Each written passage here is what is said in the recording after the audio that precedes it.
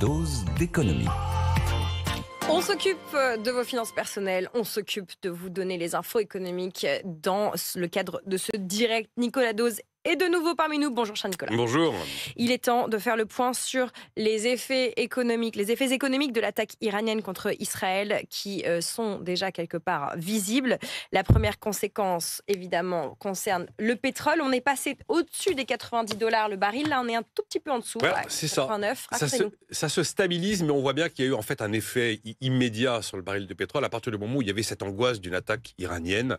Et là, on est repassé au-dessus des $90 le baril. On a même touché les $92 le baril. Là, maintenant, certains imaginent qu'on pourra aller vers les $100 le baril parce qu'il y a un vrai risque. Autant pronostiquer un chiffre précis pour le baril de pétrole, comme beaucoup s'amusent à le faire très régulièrement, ça me semble un peu hasardeux. Autant là, on a effectivement un vrai risque. On a eu aussi un phénomène sur le gaz naturel liquéfié. L'indice de référence à Rotterdam a pris tout de même 7%. C'était vendredi. Alors jusqu'ici, les tensions au Proche-Orient n'avaient pas eu d'effet notable sur les prix de l'énergie. Mais d'ailleurs, c'est même presque une non-réaction des marchés qui a un peu surpris certains experts qui justement se hasardaient à anticiper une forte hausse des prix du pétrole notamment.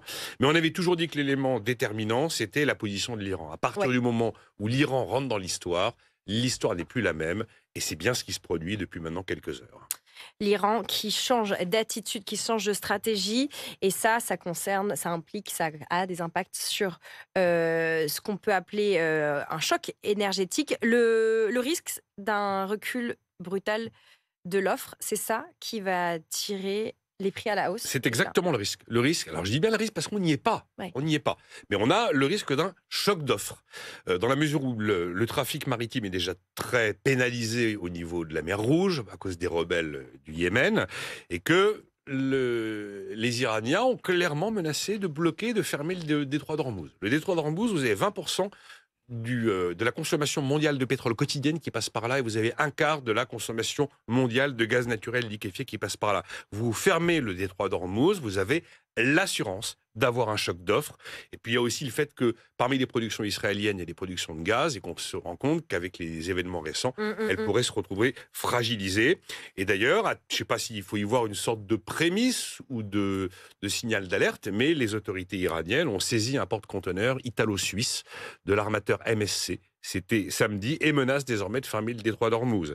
Ça veut dire que là, si on fait ça, on a un choc d'offres avéré. Et en face, on a une demande de pétrole qui est un peu moins dynamique en termes de progression qu'en 2023, puisque la progression sera inférieure à 1,5 million de barils jour, mais on est quand même sur une demande qui augmente de 1,5 million de barils jour, d'après les prévisions de l'Agence internationale de l'énergie.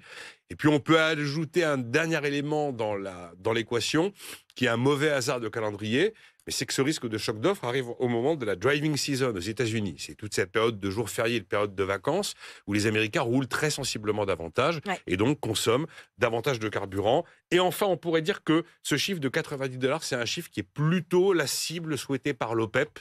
Donc c'est un chiffre dans lequel les principaux pays producteurs se retrouvent plutôt aujourd'hui. Mais voilà, le détroit d'Ormuz n'est pas fermé. Du jour où il est fermé, là, la donne change radicalement. Voilà, l'Iran peut fermer à tout moment le détroit d'Ormuz. C'est la menace formulée par un des hauts gradés des gardiens de la Révolution. Absolument, oui. Un mot, si on revient à nous, pardon pour cet égoïsme économique, si on revient à nous, petits Français, dans notre petit pays, est-ce que les prix à la pompe vont suivre si les prix du pétrole flambent? Rappelez-nous le mécanisme. Le mécanisme de transmission met à peu près une quinzaine de jours.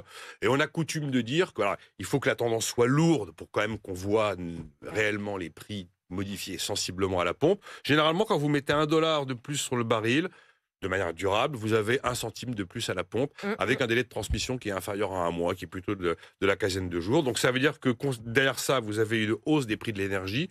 On sait à quel point notre économie est ultra sensible au prix de l'énergie, parce que nous sommes totalement dépendants de l'étranger, en tout cas pour ce qui est des énergies fossiles, que ce soit le gaz ou le pétrole. Donc premier effet très négatif sur le pouvoir d'achat est évident. Mais deuxième effet très négatif, moins palpable pour l'opinion, c'est que si on a un choc d'offres sur les prix de l'énergie, et donc un choc énergétique, on peut se retrouver avec un phénomène qui réduirait à néant les tentatives de politique de lutte contre l'inflation, voire, si ça s'installait dans la durée, remettre en cause les espoirs d'une promesse baisse de taux de la part de la BCE à compter du début du mois de juin. Tout le monde maintenant a inscrit dans son esprit l'idée que le 6 juin, c'était le coup d'envoi du desserrement de la politique monétaire en Europe. Si le choc énergétique se confirme, à ce moment-là, on pourra avoir un pic d'inflation qui ferait que la BCE ne serait plus en capacité, même si l'arme des taux n'est pas forcément la plus adéquate pour lutter contre une pénurie de barils de pétrole ou une pénurie de mètres cubes de gaz, la BCE, compte tenu de son mandat, pourrait se retrouver dans l'obligation de renoncer à son desserrement de politique monétaire. On est passé, comme dirait notre confrère Anthony Bondin, de zone bourse la semaine dernière de l'ambiance, l'inflation n'est plus un problème et les taux d'intérêt vont baisser, à au secours, l'inflation revient et l'assouplissement monétaire qu'on tenait pour acquis ne l'est pas. Ouais. Très bien résumé. Merci beaucoup, Nicolas. À retrouver en podcast et en replay d'ici quelques secondes. Cette séquence est également disponible sur YouTube si vous voulez participer au débat, à la discussion. Voilà, on monitore au fil des minutes ce qui se passe et comment ça nous concerne en tant qu'investisseurs particuliers dans cette émission. Merci, Nicolas. À demain pour une autre dose d'économie.